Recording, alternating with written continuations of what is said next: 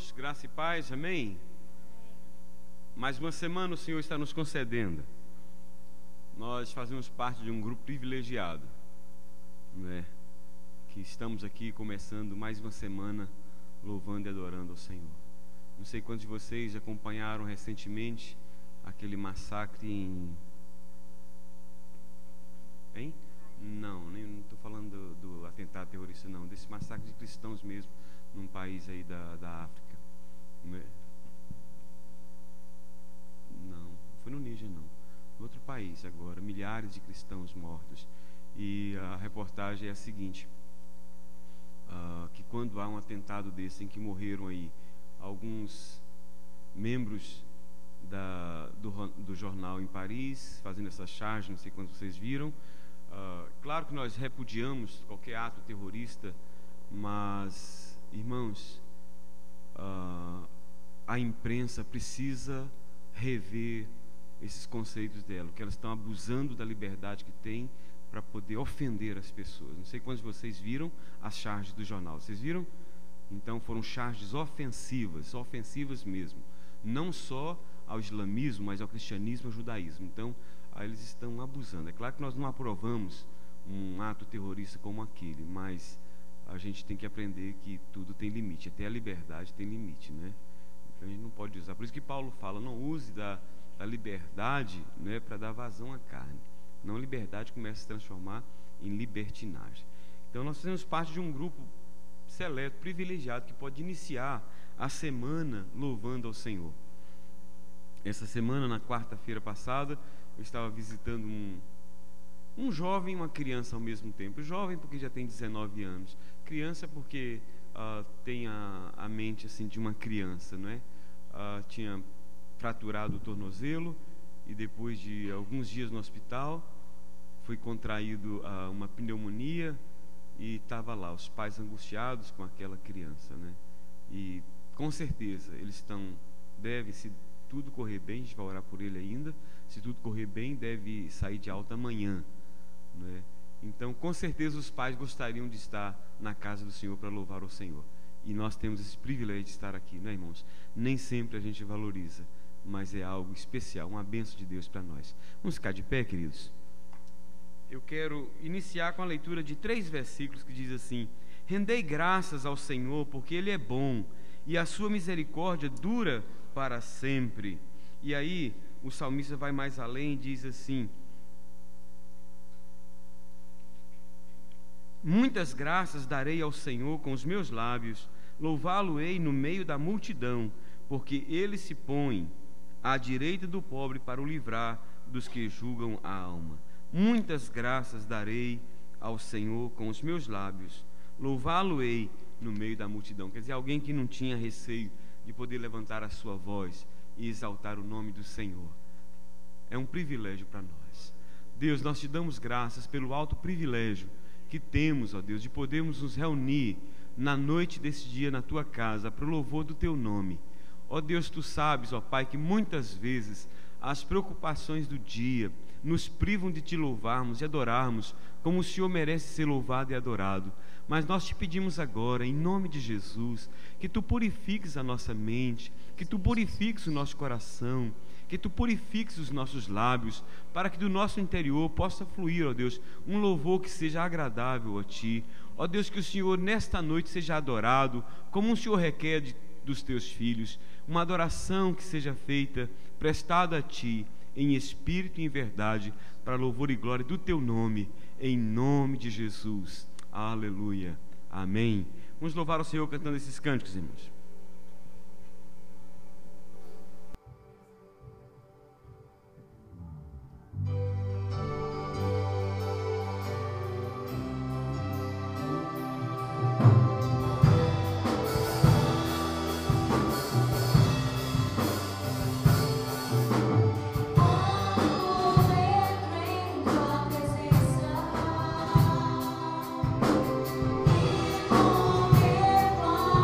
Oh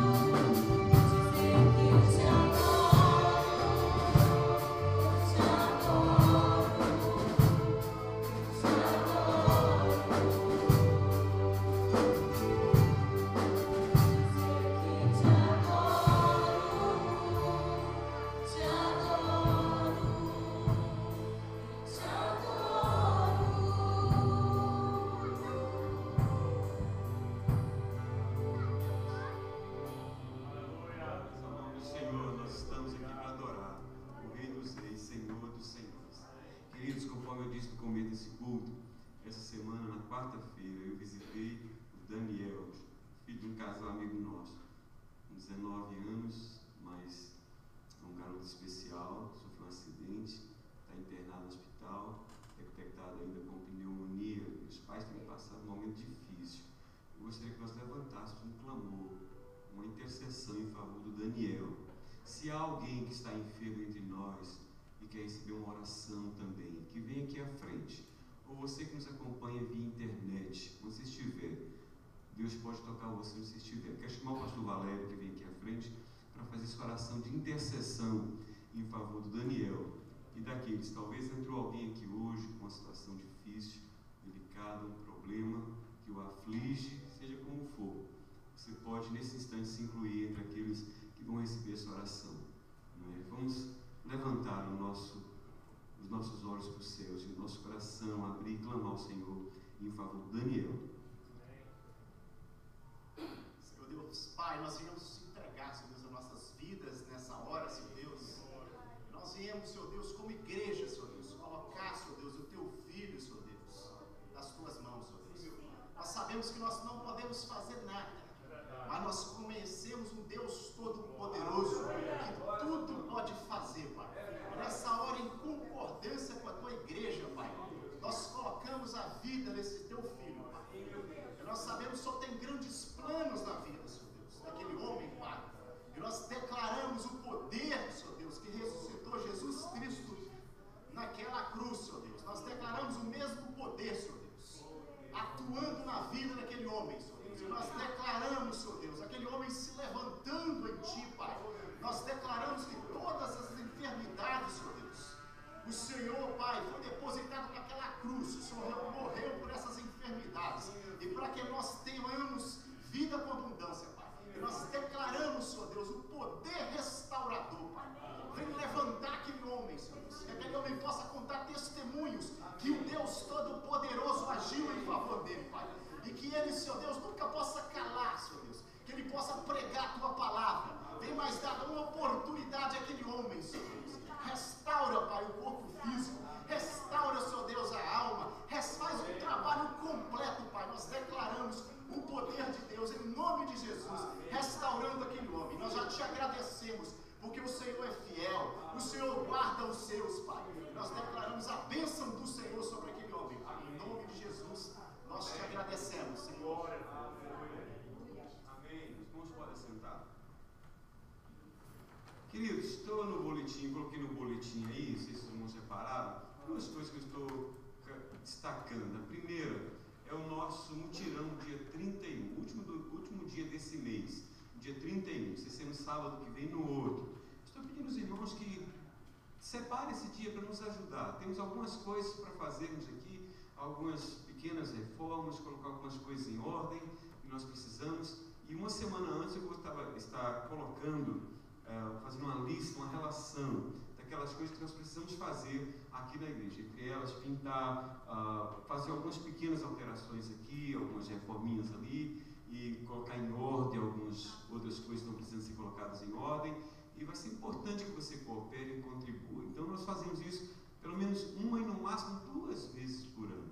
Então o que nós pedimos para você, dê um pouco do seu tempo para ajudar nisso aí. Lembre-se como que Deus foi gracioso para conosco, nos dando essa estrutura toda aqui. Às vezes nós não temos os recursos financeiros para podermos pagar um profissional para poder fazer isso, mas não temos os irmãos que podem nos ajudar.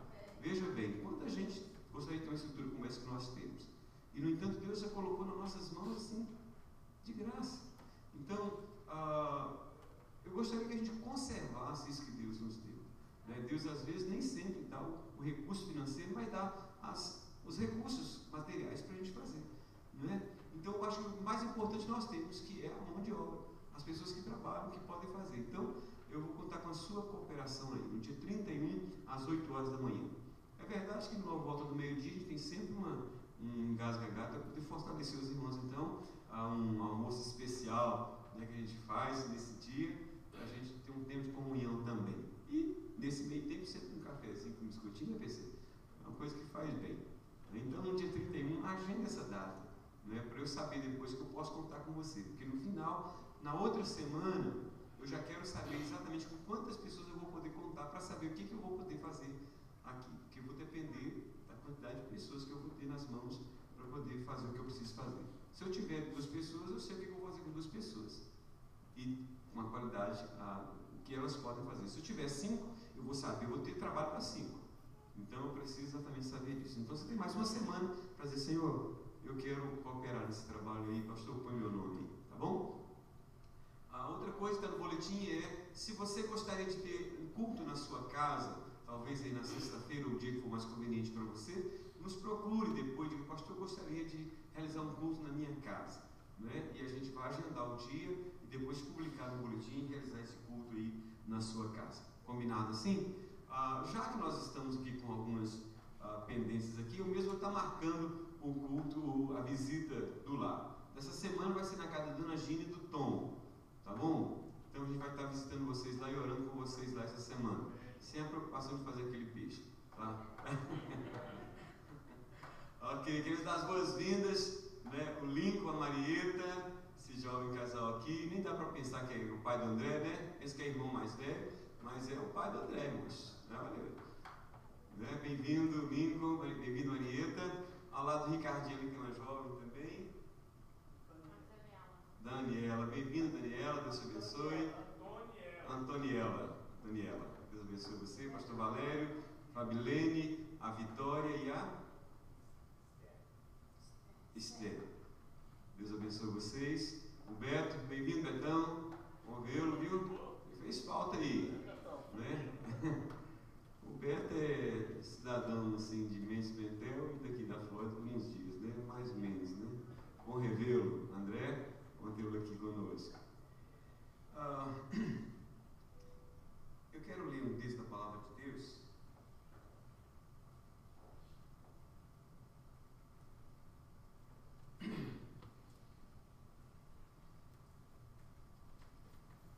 Na segunda carta de Paulo aos Coríntios, eu gosto muito desse texto, porque ele fala de liberalidade, de espontaneidade, de voluntariedade. No capítulo 8, Paulo fala, eu creio que o apóstolo Paulo não esperava passar, entre aspas, pela vergonha que ele passou. Vou explicar para você o que significa dizer. A igreja de Corinto, daquelas igrejas que faziam parte daquela região da Ásia antiga, era a igreja que tinha mais recurso financeiro e social, porque tinha uma estabilidade financeira maior, estabilidade social, não era uma igreja que era perseguida como as outras. E Paulo então está percorrendo as igrejas da antiga Acaia para poder levantar uma oferta, porque a igreja que começa em Jerusalém, ela é perseguida e os crentes ficam desassistidos, porque o imperador romano decreta uma perseguição furiosa contra os cristãos. E eles então são tirados dos seus lares, são saqueados e mortos. E Paulo então entende que deve fazer isso, deve recorrer às igrejas que tinham sido beneficiadas pela igreja de Jerusalém para trazer um socorro para eles. E havia uma região chamada Macedônia, né? Essa região era composta de igrejas pobres. E Paulo poupa esses crentes, poupa essas igrejas do levantamento dessa oferta. E começa a pedir às igrejas que tinham mais recursos, que havia sido fundada por ele. E aqui depois os crentes da igreja da Macedônia, daquela região, ele usa a expressão rogo, eles suplicam, eles imploram a Paulo que não os deixasse fora daquela contribuição. E diz que eles dão além daquilo que eles podiam. O que é isso, irmão? Duas coisas, entre outras: amor ao Senhor, através do amor ao próximo. A segunda coisa, o reconhecimento de que o pouco ou muito que eles tinham era vindo de Deus, e eles queriam fazer parte daqueles que estavam investindo naquilo que Deus investe. E eles então têm um coração voluntário e aberto. Uma das piores coisas que pode acontecer na Igreja de Cristo é quando o membro se sente pressionado para poder contribuir. Quando ele é colocado a seguinte colocação para ele: se você não der, Deus vai tirar de você.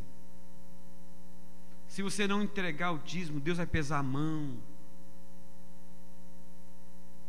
E muitas vezes o crente não tem a consciência de que tem que fazer isso por amor e não por pressão. Embora a palavra de Deus nos recomenda que façamos isso, mas a nós cabe entender que é um privilégio poder fazer isso. Por isso a gente não deve fazer isso por constrangimento, nem por força de pressão, mas com alegria e espontaneidade, por amor ao Senhor. Vamos ficar de pé. Senhor, consagramos a Ti nossos dízimos e ofertas, com gratidão pela alegria e o privilégio que o Senhor nos concede de podermos vir na Tua casa, trazer parte daquilo que o Senhor nos dá. Deus, se não tivéssemos saúde, se não tivéssemos trabalho, se o Senhor não estivesse nos abençoando, nós não teríamos como fazer isso. Se podemos fazer isso, é porque o Senhor tem nos abençoado. Por isso recebe nossa gratidão e o nosso culto que ofertamos a Ti, trazendo também no altar nossos dízimos e ofertas, como expressão de louvor e adoração ao Teu santo nome. Abençoa o Teu povo, Senhor. Abençoa o Teu povo que entende isso e faz com o coração aberto e alegre. Em nome de Jesus. Amém. Vamos cantar ao Senhor, queridos.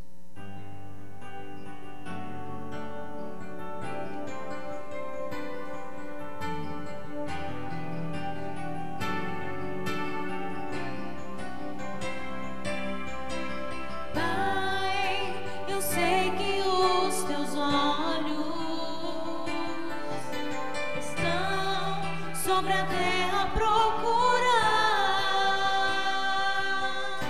alguém que te adore em espírito,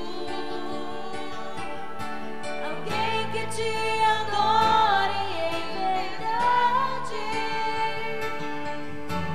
Pai, como achaste a Davi,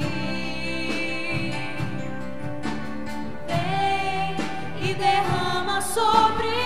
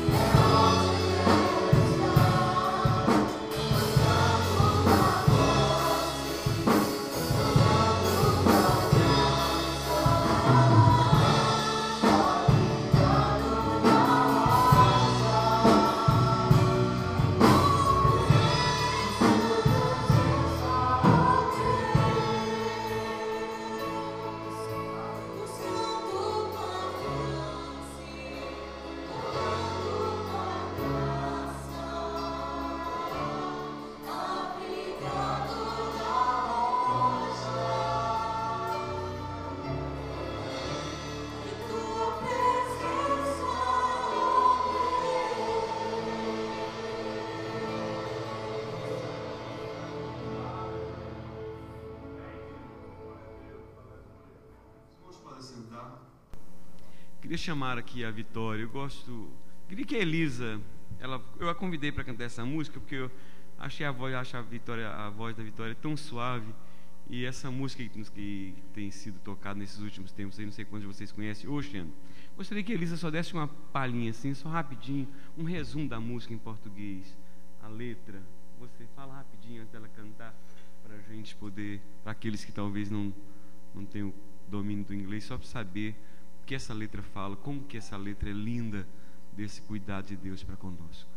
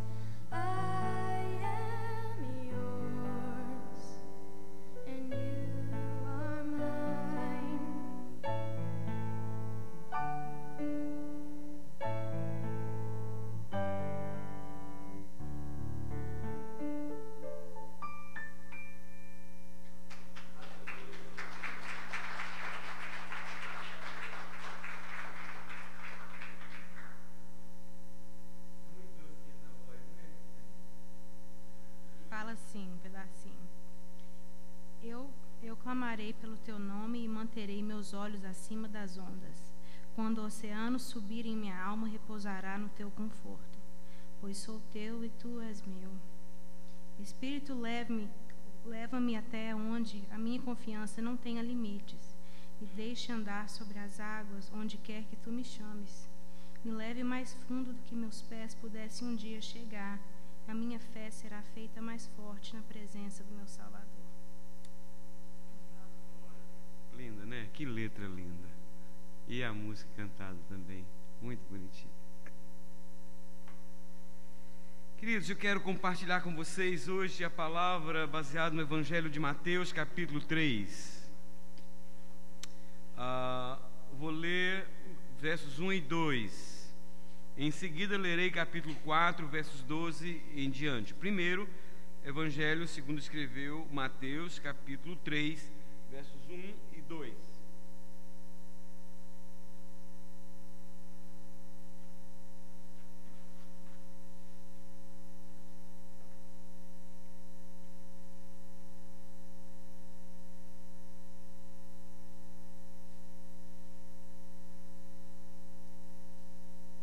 A pregação de João Batista.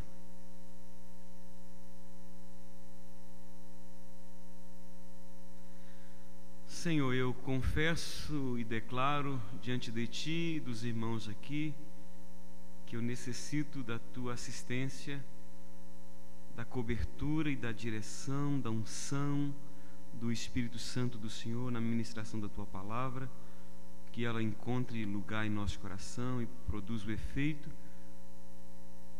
que o Senhor deseja nesta noite, em nome de Jesus, amém. Mateus capítulo 3, lerei dos versos 1 e 2.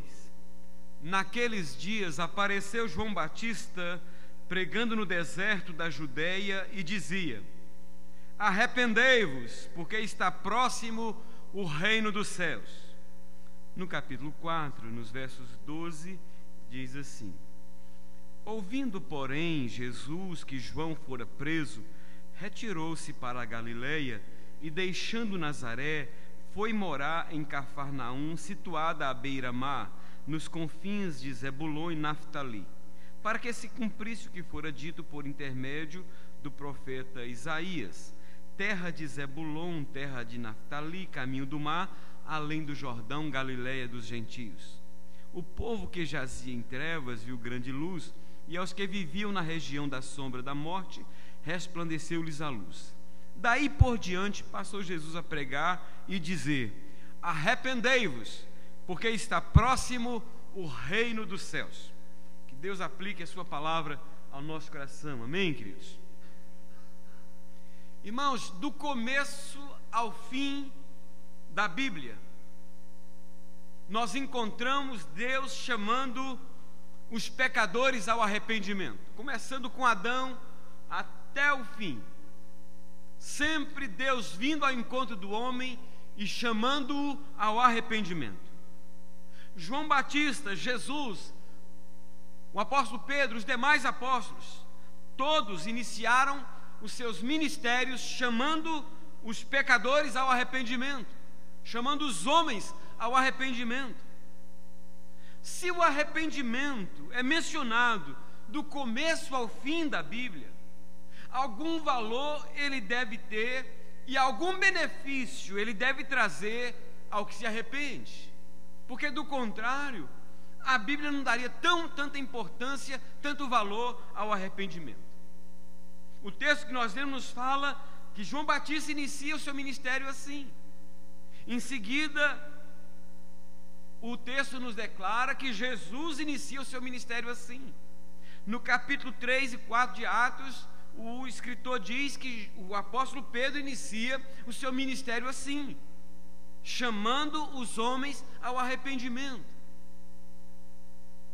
E é por isso que eu quero falar com os irmãos nesta noite sobre o valor do arrependimento, mostrando um pouco o valor que tem o arrependimento na Bíblia.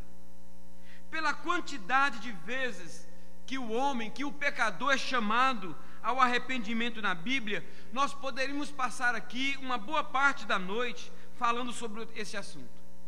Mas entre os muitos benefícios que o arrependimento traz, eu quero destacar 3.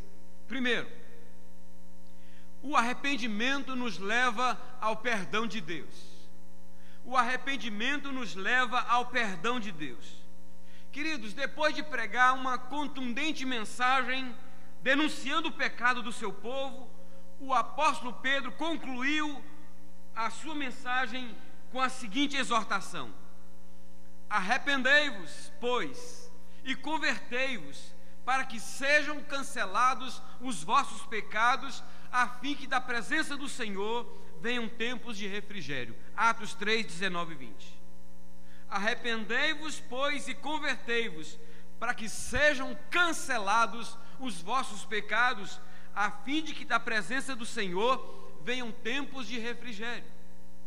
O refrigério do perdão, a libertação da culpa, são benefícios que acompanham aos que se arrependem. Benefícios que droga nenhuma pode conceder ao que está debaixo do jugo do pecado e do sentimento de culpa e do juízo.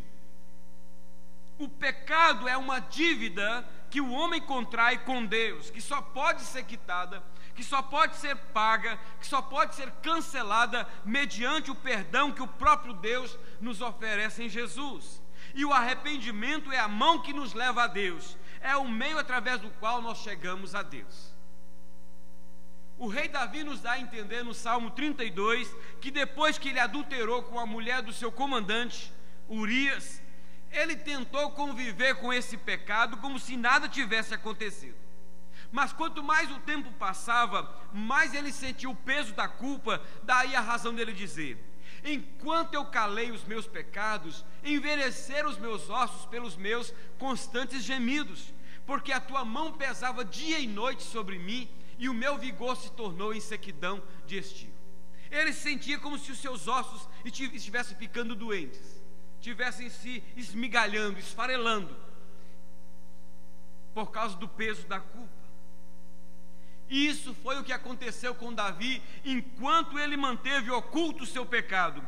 Mas ele não para aí, ele vai mais além e nos diz que o que aconteceu com ele depois que ele se arrependeu e confessou o seu pecado. Ele diz assim: confessei-te o meu pecado e a minha iniquidade não mais ocultei, e disse: confessarei ao Senhor as minhas transgressões. E na hora que ele toma essa decisão, essa atitude de confessar ao Senhor o seu pecado, ele completa dizendo: e tu, Senhor, perdoaste a iniquidade do meu pecado. Ter o seu pecado perdoado não é privilégio ou exclusividade de Davi ou de quem quer que seja. Ter o seu pecado perdoado, não importa quão hediondo ele seja aos olhos da humanidade e dos homens, é bênção que está disponível e alcança a todo aquele que verdadeiramente dele se arrepende. O apóstolo João deixou isso bem claro na sua primeira epístola ao afirmar: se nós confessarmos os nossos pecados, Ele, Deus, é fiel e justo para nos perdoar os pecados e nos purificar de toda injustiça. Em harmonia com o que disse o apóstolo João, o sábio Salomão deixou registrado em seu livro de Provérbios a seguinte expressão: aquele que encobre as suas transgressões jamais prosperará, especialmente na área espiritual. Aquele que encobre as suas transgressões jamais prosperará, mas o que as confessa e deixa alcançará a misericórdia. Depois de carregar o peso insuportável da culpa e o refrigério do perdão, depois de experimentar o gosto amargo do pecado, mas de experimentar também o gosto doce do perdão, o salmista Davi deixou escapulir dos seus lábios, como que em delírio ou um delírio, as seguintes palavras: bem-aventurado aquele cuja iniquidade é perdoada, cujo pecado é coberto. Bem-aventurado o homem a quem o Senhor não atribui iniquidade, em cujo espírito não há dolo. Uma das razões do porquê tanto João Batista quanto Jesus, quanto o apóstolo Pedro iniciaram seus ministérios chamando os pecadores ao arrependimento, é porque só mediante o arrependimento o pecador desfruta do perdão que Deus oferece em Jesus. É uma graça de Deus. A minha pergunta é: será que você não está precisando se arrepender de algum pecado?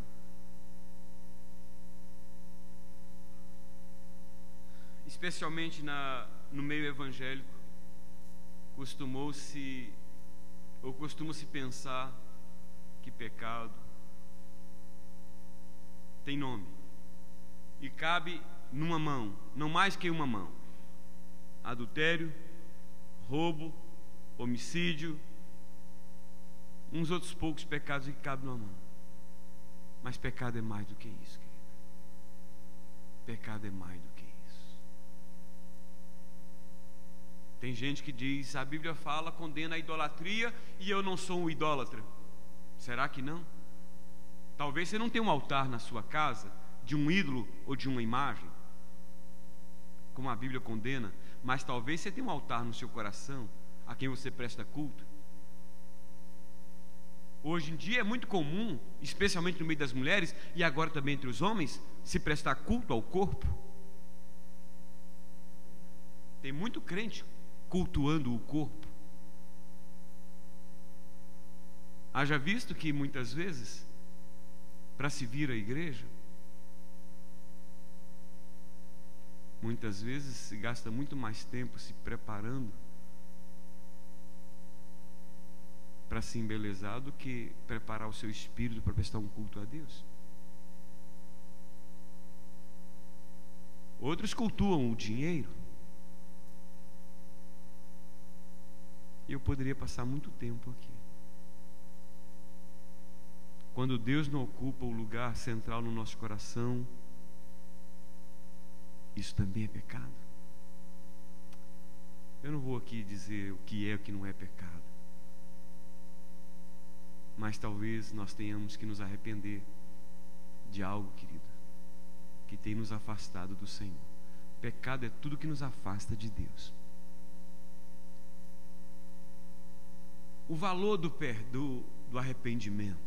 Em segundo lugar, o arrependimento, preste atenção, o arrependimento toma de Satanás o direito de nos acusar e de interferir na nossa vida. Preste atenção, que isso é grave. O arrependimento toma de Satanás o direito de nos acusar diante de Deus e de interferir na nossa vida.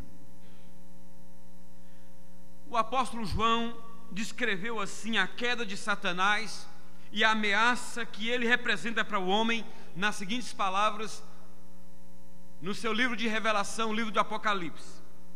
Diz assim: e foi expulso o grande dragão, a antiga serpente, que se chama Diabo e Satanás, o sedutor de todo o mundo. Sim, foi atirado para a terra, e com ele os seus anjos.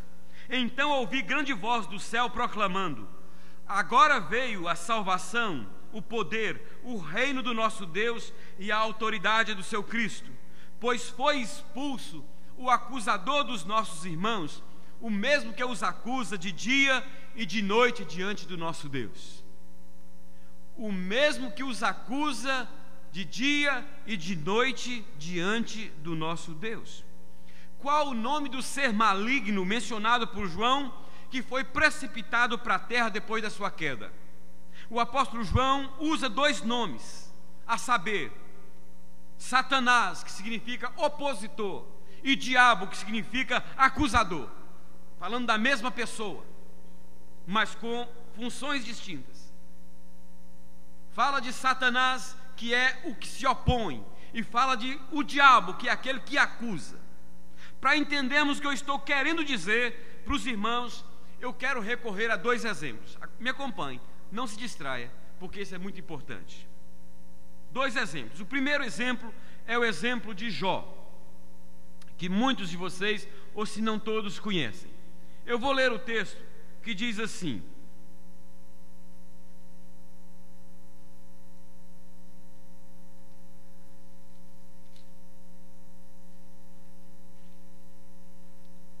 Jó 1, capítulo 1, diz assim: havia um homem na terra de Uz, cujo nome era Jó, homem íntegro e reto, temente a Deus, que se desvia do mal. Preste atenção na curtíssima biografia de Jó.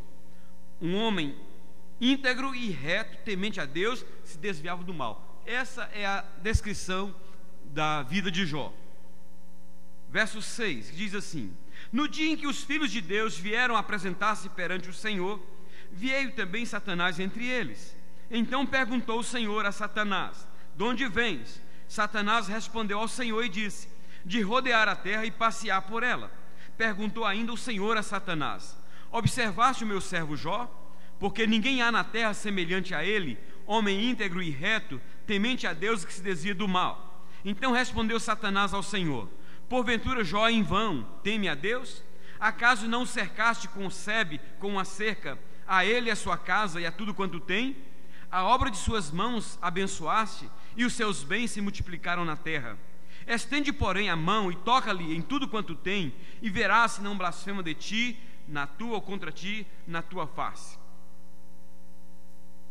Neste primeiro exemplo eu quero destacar duas coisas. Primeiro, quando compareceu diante de Deus, de onde Satanás disse que estava vindo?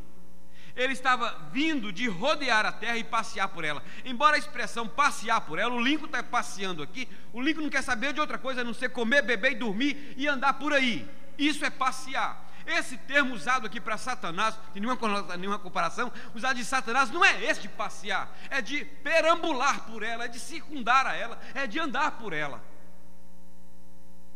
E ele não passeia, ele não tira férias.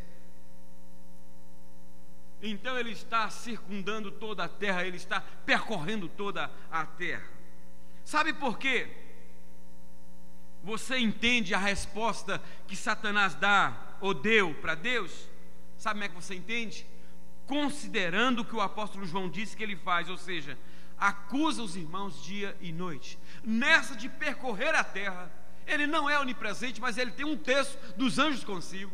Nessa que é os anjos caídos, que são os demônios, os espíritos malignos, nessa de percorrer a terra, ele está observando exatamente isso. E no que ele observa alguém caindo, ou em pecado, ele se apresenta exatamente para ser esse dedo sujo na sua consciência, para te jogar para baixo e para te oprimir e para te humilhar. Agora, não encontrando nada de errado em Jó, que desse a ele o direito de o acusar, o que ele faz? Ele faz duas coisas. Primeiro, veja como que o diabo ele é inescrupuloso. Ele acusa o próprio Deus. Ele acusa o próprio Deus de estar comprando a fidelidade de Jó, a lealdade de Jó. Ele é fiel para o Senhor, porque o Senhor o abençoou. Mas se o Senhor tirar de sobre ele a bênção que o Senhor colocou, ele vai te amaldiçoar.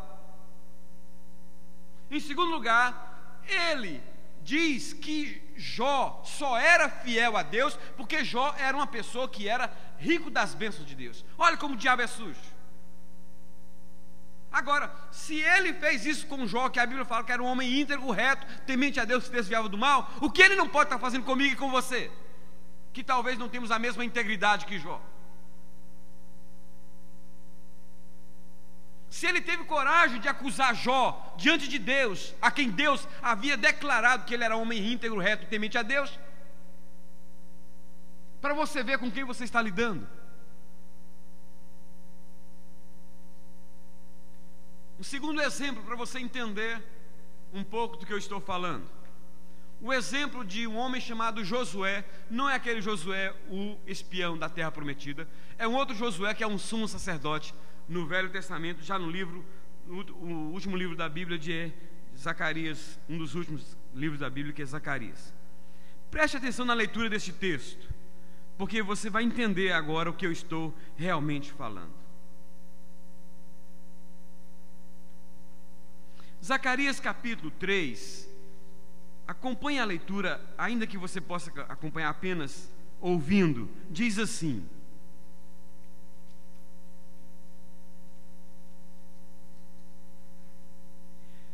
Deus me mostrou o sumo sacerdote Josué, o qual estava diante do anjo do Senhor. E Satanás estava à mão direita dele para se lhe opor. Preste atenção, o profeta falando que Deus dê a ele essa percepção, essa visão. E Satanás estava do lado. Havia um anjo do Senhor do lado dele e Satanás do outro lado, para se opor a ele, ao sacerdote, ao sumo sacerdote. Mas o Senhor disse a Satanás: o Senhor te repreende, ó Satanás. Sim, o Senhor te escolheu, o Senhor que escolheu Jerusalém te repreende. Não é este um tição tirado do fogo? Ora, Josué, trajado de vestes sujas, estava diante do anjo. Tomou este a palavra e disse aos que estavam diante dele: tirai-lhe as vestes sujas. A Josué disse: eis que tenho feito que passe de ti a tua iniquidade, e te vestirei de finos trajes. E disse eu: ponham-lhe um turbante limpo sobre a cabeça. Puseram-lhe, pois, sobre a cabeça um turbante limpo, e o vestiram com trajes próprios, e o anjo do Senhor estava ali. Nesse texto que nós acabamos de ler, onde estava Satanás? Estava ao lado direito do anjo do Senhor para acusar o sumo sacerdote. Agora, sabe o que é pior? O pior é que o sumo sacerdote Josué havia dado legalidade a Satanás para ter de que o acusar. Diz o texto que ele trajava vestes sujas. Na verdade, a sua roupa não estava suja. Aqui é uma linguagem figurada. Vestes sujas aqui é uma referência espiritual ao pecado, razão pela qual o anjo do Senhor tomou iniciativa e disse ao que estava diante dele: tirai-lhe as vestes sujas. Depois deste procedimento, o Senhor disse as seguintes palavras a Josué: eis que tenho feito que passe de ti a tua iniquidade, te vestirei de finos trajes. Não sei se você reparou, mas qual foi a primeira peça de roupa que foi trocado em Josué? Se você está prestando atenção, vê agora. Qual foi a primeira muda de roupa, peça de roupa, fundamental para aquele contexto que foi trocado? Hoje aqui, não diria que você trocou essa peça de roupa, eu diria outra coisa. Turbante. Não se usa turbante nos pés. Não se usa turbante na cintura. Nem se usa turbante no pescoço. Turbante se usa na cabeça. Turbante se usa na cabeça. É na cabeça, na mente, que tudo começa e termina. Se o ditado mente sana, corpo sano, se aplica muito bem à vida física e material, também se aplica à vida espiritual. De alguma forma, o pecado é como uma porta aberta que permite o diabo entrar em nossa vida e fazer o estrago que só ele sabe fazer. Por outro lado, o arrependimento é a chave que fecha essa porta e o mantém do lado de fora. O pecado é como uma legalidade que damos ao diabo para nos acusar diante de Deus da nossa própria consciência. Por outro lado, o arrependimento é o meio através do qual esta legalidade é interrompida e esse direito é cerceado.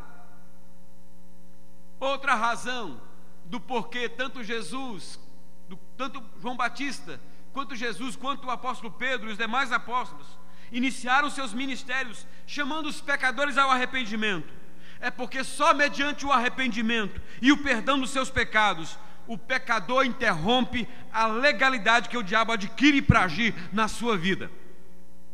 E minha pergunta é: será que você não tem dado alguma legalidade para o diabo agir na sua vida?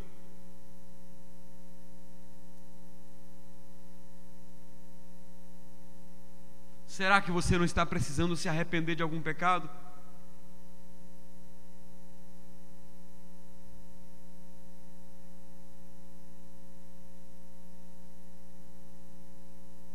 Se tem um ser que não sabe o que é ter piedade, se chama Satanás.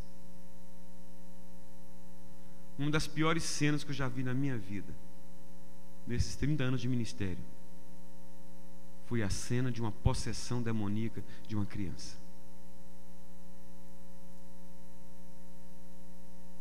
O diabo é inescrupuloso, irmãos.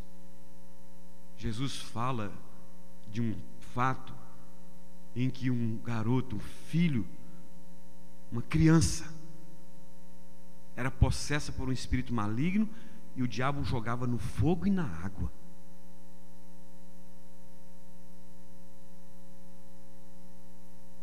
O diabo não tem compaixão. O diabo não tem misericórdia. O diabo não tem piedade. Se ele puder te destruir da maneira mais terrível que ele pode, ele vai te destruir.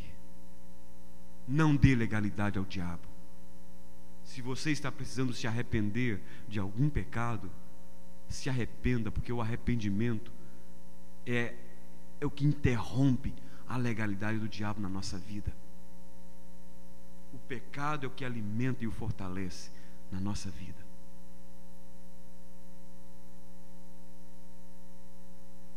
O valor do arrependimento. Em terceiro lugar, o arrependimento nos possibilita começarmos uma nova vida. O arrependimento nos possibilita começarmos uma nova vida. Além do grande benefício que o arrependimento nos traz no mundo espiritual, levando-nos ao gracioso perdão de Deus e de interromper o direito que damos ao diabo de agir em nossas vidas, o arrependimento nos proporciona a bênção do recomeço de uma nova vida diante de Deus e dos homens.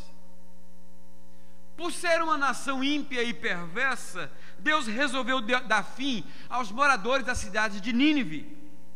Mas antes, levantou o profeta Jonas para entregar aos seus moradores a seguinte mensagem: dentro de 40 dias, Nínive será destruída, subvertida.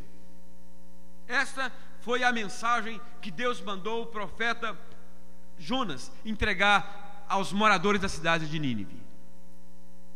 Os irmãos conhecem a história. Jonas se recusa, depois ele volta. E para não dizer que não tinha entregue a sua mensagem, o que é que Jonas faz? Faz o que muitos de nós fazemos, né? Para ficar com a consciência limpa diante do Senhor. Olha, o Senhor falou, pediu para fazer aquilo, eu fiz. E Jonas então, o que é que faz? Dentro de 40 dias Nínive será subvertida, dentro de 40 dias Nínive será subvertida, dentro de 40 dias Nínive será subvertida, dentro de 40 dias Nínive será subvertida, dentro de 40 dias Nínive será subvertida.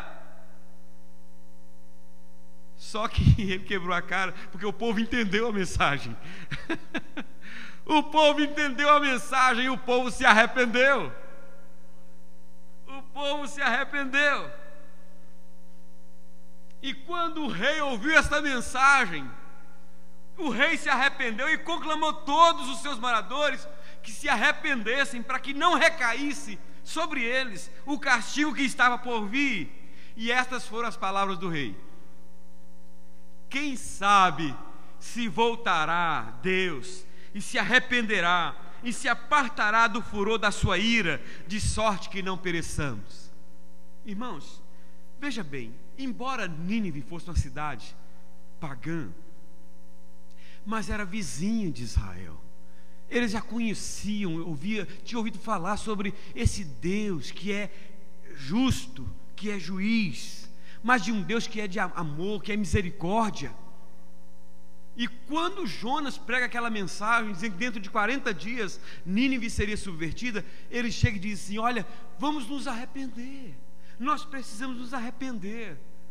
Quem sabe Deus terá misericórdia de nós.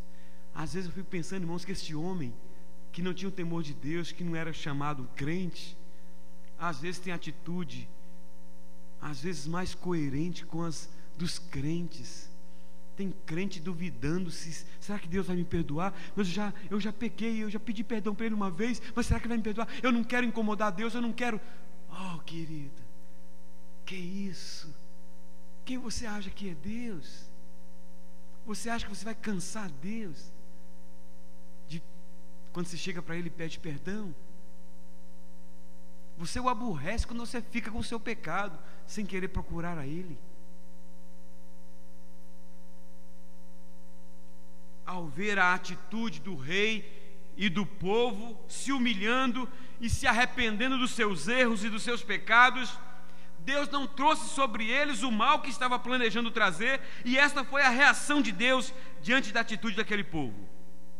Diz assim, capítulo 3 de Jonas, verso 10: viu Deus o que fizeram, como se converteram do seu mau caminho, e Deus se arrependeu do mal que tinha dito lhes faria, e não fez. Não há nenhuma contradição aqui quando fala que Deus se arrependeu, porque na verdade é uma expressão que Deus quer ser alcançada, a linguagem Ele quer que a linguagem dele seja alcançada pela linguagem dos homens, e Ele fala na língua dos homens, porque na verdade quem se arrependeu e quem mudou de atitude foi o povo e não Deus.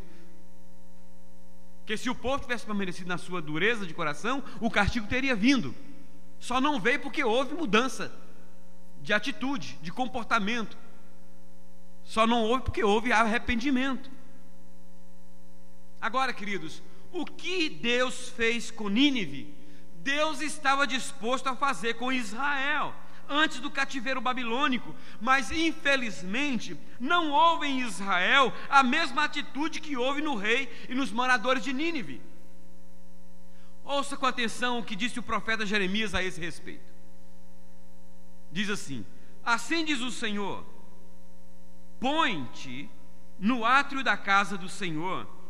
É interessante isso, irmãos, isso me dói às vezes. Sabe por quê? Preste atenção no que diz a palavra. Deus manda o profeta para a casa do Senhor, não manda o profeta para ir para a rua.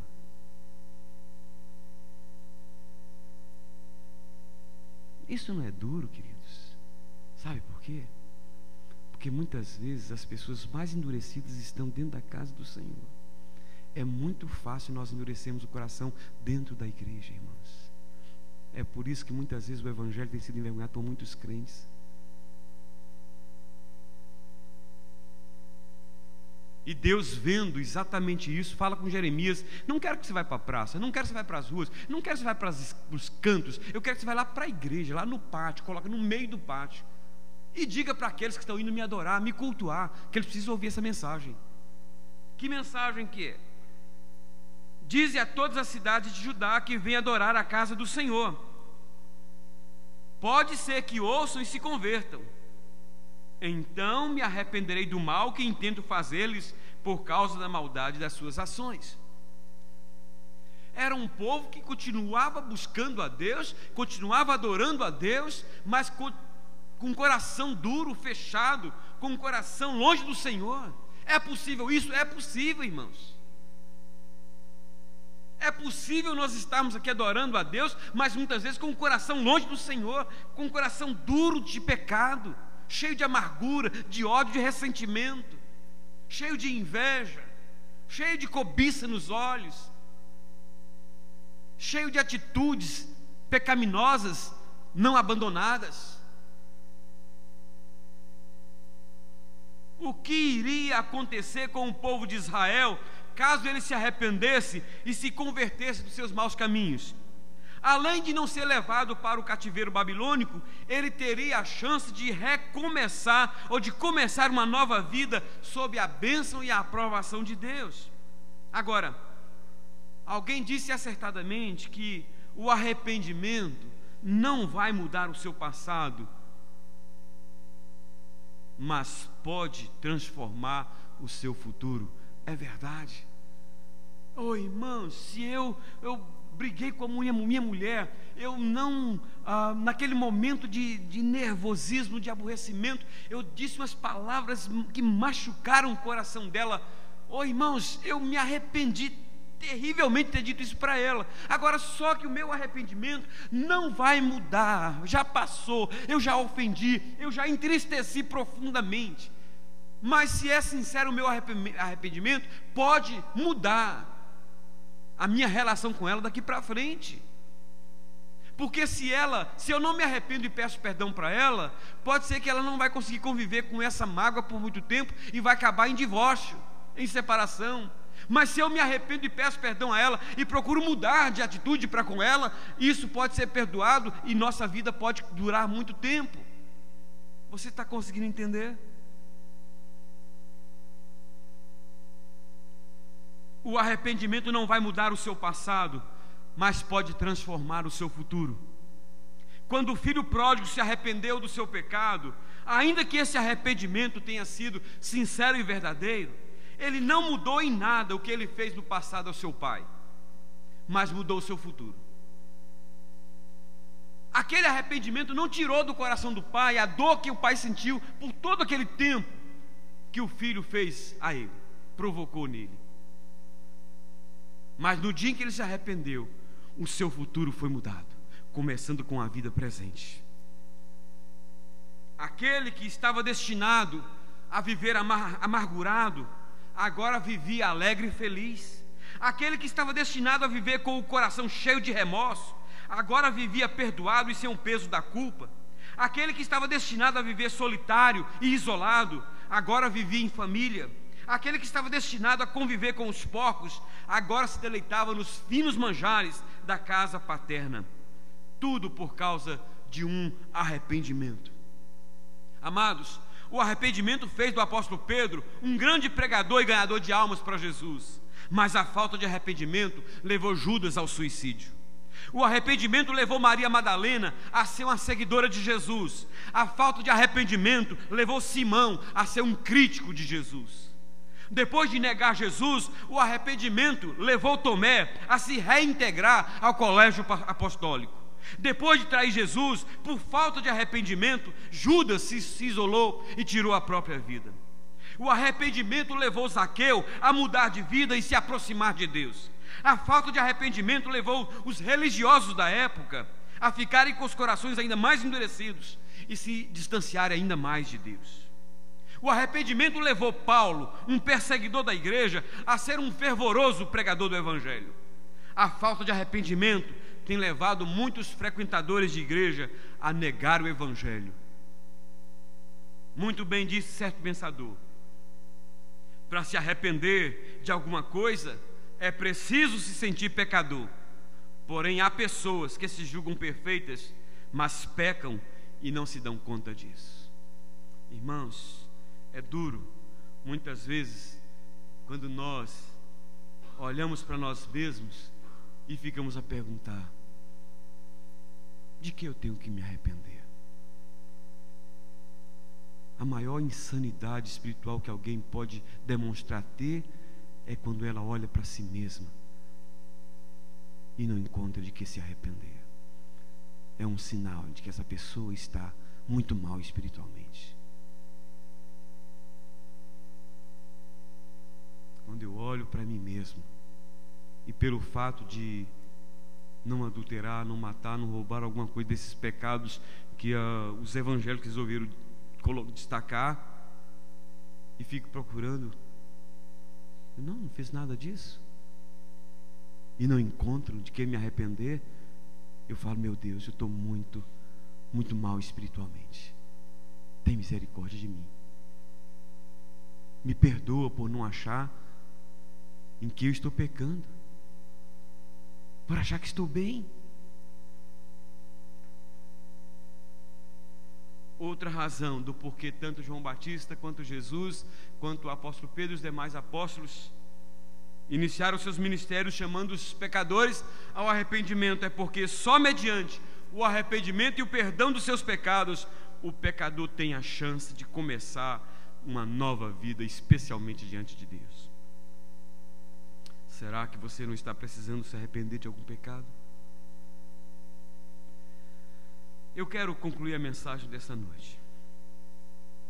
Quero concluir com um texto que está no Novo Testamento, mas que se refere a um personagem do Velho Testamento. O texto está na carta aos Hebreus, que diz assim: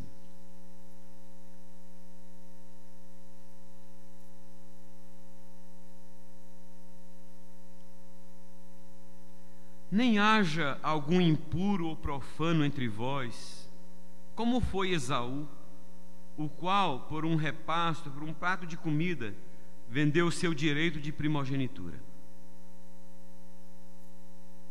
Direito de primogenitura, irmãos, é uma bênção que não depende da pessoa, depende unicamente de Deus. Você tem quantos irmãos, André?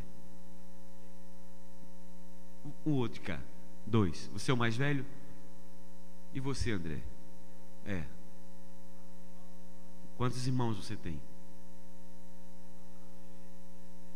Você... Bom, achei alguém para me bater.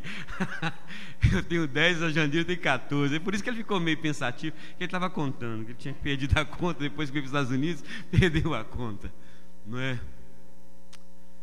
Você, André, porque o exemplo do outro André acho que não serve, não. Você não é o primeiro, não, né? É.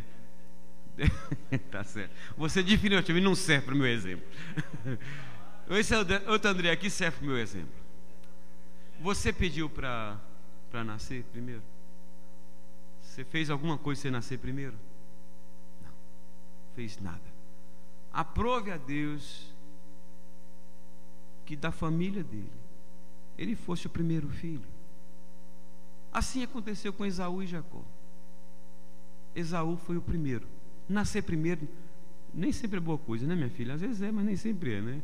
A gente cobra mais, bate mais, briga mais, mas também tem as vantagens. Lá no Velho Testamento tinha uma vantagem. O filho primogênito, ele era que herdava não só a bênção da continuação da família, mas um terço ou 3/4 da herança era dele. E o respeito que ele carregava de ser a quantidade dos patriarcas daquela família. E o que ele faz? Ele abre mão disso por um prato de comida. E a Bíblia fala que era lentilha. Não sei se é porque não fala uma picanha, fala uma lentilha. Se o camarada tivesse trocado por uma picanha, eu falo assim: ô Senhor, mas também era uma picanha, né? Um prato de lentilha, irmãos, lentilha. E olha que o camarada não era gente que gostava de... O cara gostava de carne. Ele caçava, vivia de comer carne. Abre mão de algo, de um privilégio que não dependeu dele para ter, dependeu de Deus. Abre mão por um prato de comida. De quantos privilégios às vezes você tem aberto mão, coisas que Deus tem colocado na sua mão, meu irmão, por um nada. Nada. Vou continuar lendo o texto. Sabei também que posteriormente, querendo herdar a bênção, foi rejeitado, pois não achou lugar de arrependimento, embora com lágrimas o tivesse buscado. É triste essa situação. Diz que ele busca com lágrimas, mas Deus não encontrou no coração dele arrependimento. E porque Deus não encontrou lugar no coração dele de arrependimento, a Bíblia foi que ele diz que ele foi rejeitado.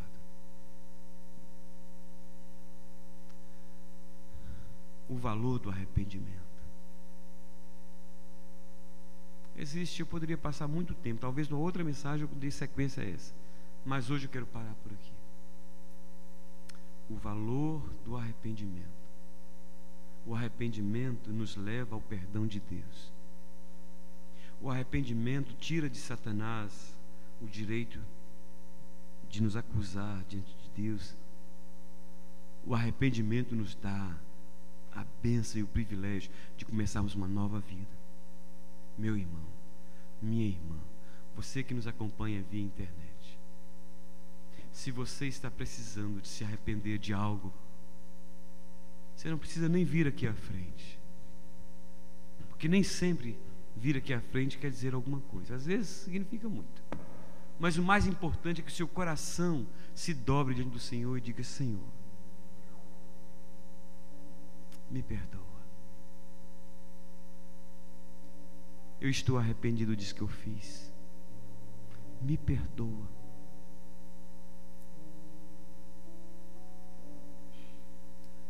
Curva a sua fronte onde você está, eu quero orar por você.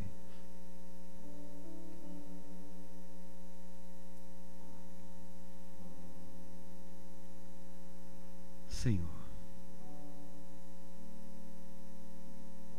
que bênção grandiosa é esta que nós temos, dado por Ti mesmo através do Espírito que nos convence do pecado, da justiça e do juízo, do Espírito Santo que nos faz reconhecer o erro, nos leva ao arrependimento, nos concede a bênção do perdão em Cristo.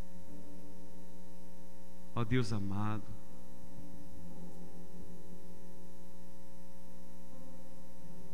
se há entre nós alguém que precisa arrepender-se de algo do qual ainda não se arrependeu, mas que precisa se arrepender, que o Teu Espírito possa nos levar a esse arrependimento, Senhor. Primeiro, para que nós sejamos alcançados pela bênção do Teu perdão.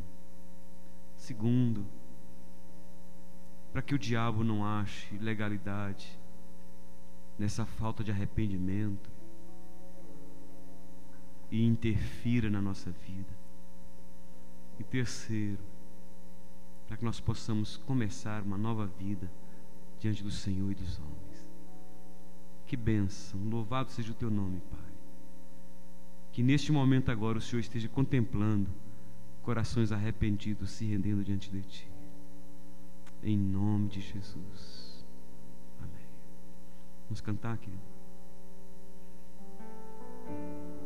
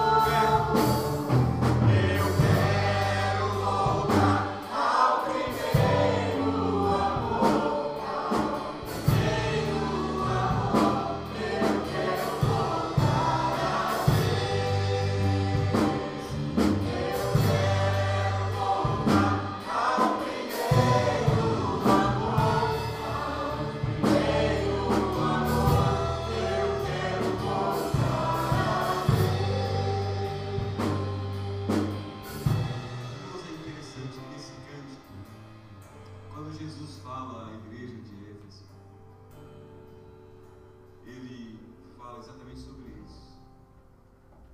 A igreja de Éfeso era uma igreja que tinha tudo para ser a igreja mais respeitada entre todas as demais igrejas, pelas qualidades de vida espiritual que ela vivia. Mas Deus observa que essa igreja tinha perdido, os crentes tinham perdido o fogo do primeiro amor.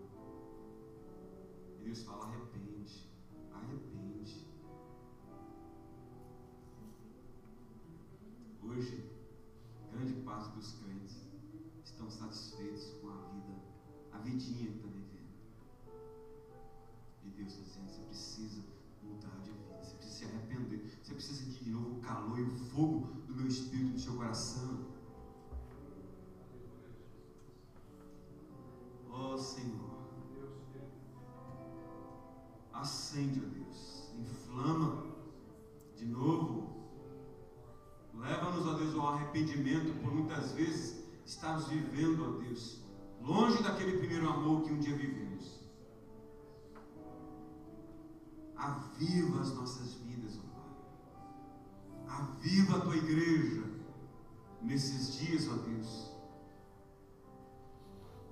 em que ela tem estado tão fria, Senhor.